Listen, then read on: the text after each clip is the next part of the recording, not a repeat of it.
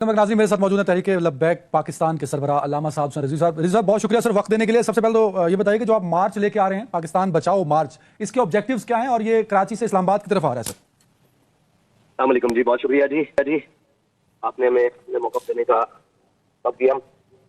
हम पाकिस्तान बचाओ मार्च तहरीक लब्बैक पाकिस्तान इस वक्त अपने काफिले के साथ रवां दवा है और जिसकी मंजिल ये है कि कौम को रिलीफ दिलवाना है। और इस वक्त जो पेट्रोलियम की मसनूआत की कीमतें हैं वो आसमान से बातें कर रही हैं, बदअमनी, अफरा तफरी और सियासी अदम इस्तेहकाम और जितनी भी महंगाई की चीज़ें हैं, इन सारी बातों के अंदर जो आवाम पिस रही है उसको रिलीफ दिलवाना है, ये हमारा मकासद है। उसमें कौम की बेटी डॉक्टर आफिफ सिद्दीकी की रिहाई का भी हमारा मुतालबा है कि उसकी रिहाई की खातिर हुकूमत वक्त को जो भी इक़दाम कर रहे हैं वो करें और उनको जल्द अज जल्द रिहाई दिलवाई जाए। सर हुकूमत की जानिब से कोई राब्ता हुआ कि ये जो क्योंकि इतना लंबा मार्च है, हालात ऑलरेडी बड़े कशीदा हैं, पॉलिटिकल कंडीशंस देख लें, हम सोशल कंडीशंस देख लें, तो इन सख्त हालात में आप एक मार्च कर रहे हैं सर? जी ऐसे इस सख्त हालात में हम इसीलिए मार्च कर रहे हैं जिस मार्च का उन्वान ये रखा गया है कि ना सियासत करना मकसद है, ना कोई और बात करना मकसद है, सिर्फ यही है कि पाकिस्तान को बचाना है, इन हालात से निकालना है। उसके लिए पाकिस्तान बचाओ के उन्वान से किया जा रहा है और अभी तक ऑफिशियली तो हुकूमत से राब्ता नहीं किया। सर ये बताएं कि आपके पास कोई इन सारे मामलात का कोई हल है कि तहरीक लब्बैक के पास क्या कोई प्लान हो ऐसा कि पाकिस्तान इन माशी और सियासी बहरान से निकल सकता है?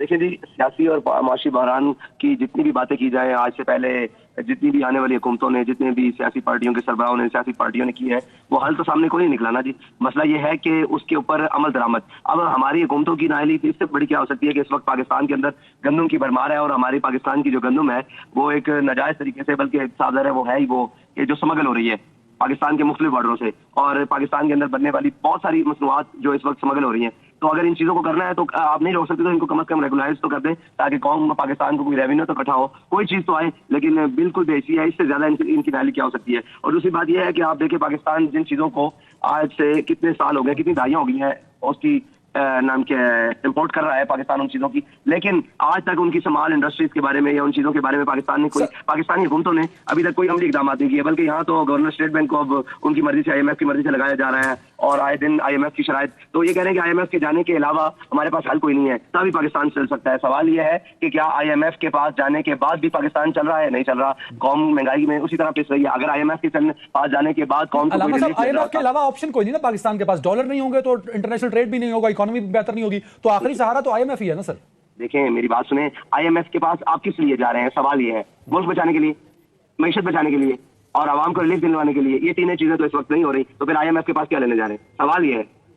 अच्छा सर, वेरी राइट। अब आखिरी कमेंट सर ये कर दीजिएगा क्योंकि आप एक पॉलिटिकल पार्टी हैं, आपने वोट भी अच्छा खासा एक वोट बैंक है आपका, पंजाब में हमने तीसरे नंबर पर सबसे ज्यादा वोट लिए सर। तो जो पॉलिटिकल सिचुएशन चल रही है खासतौर पे तहरीक इंसाफ को लेके, तहरीक इंसाफ एक सियासी जमात है, 9 मई के वाकयात के बाद मुश्किल हालात का सामना है, क्या समझते हैं कि 9 मई का जिम्मेदार तहरीक इंसाफ इमरान खान साहब हैं सर? क्योंकि आप भी हमेशा 9 मई तहरीक इंसाफ, देखें आप पिछले 1.25 साल के अंदर देखें ना कि तहरीक इंसाफ ने कैंपेन किस चीज पर की है। एक साइफर पे की, साइफर से नाकाम हुए तो वो बयानिए बदलते आए। अब इसका मतलब ये नहीं है कि आप आवाम में गैर मकबूल हो रहे हैं और आप पाकिस्तान के खिलाफ कैंपेन शुरू कर दें और अपने ही इदारों के खिलाफ। देखिए हमारी भी कुछ चीजें हो सकती है जिन पर हमें तहफ़्फ़ुज़ात है, लेकिन इसका मतलब ये नहीं है कि हमारी किसी से दोस्ती हो और बाद में वो दुश्मनी की सूरत इख्तियार कर जाए और हम उनके घरों में जाकर घुसकर आग लगानी शुरू कर दें। तो ये तनसीबात जितनी भी जलाई गई हैं या जितने भी मुल्क के अंदर नुकसान किया गया है, ये सिर्फ एस्टेब्लिशमेंट की नहीं है, ये पाकिस्तान की असासे हैं, पाकिस्तान की चीजें हैं, जलाया गया। फिर उस वक्त तक मैं इमरान खान को नहीं समझता था कि ये जिम्मेदार है। मैंने कहा कारकुनान, सोचा कारकुनान जिम्मेदारान से गलती हो गई होगी, वो ट्रैप कर दिए होंगे,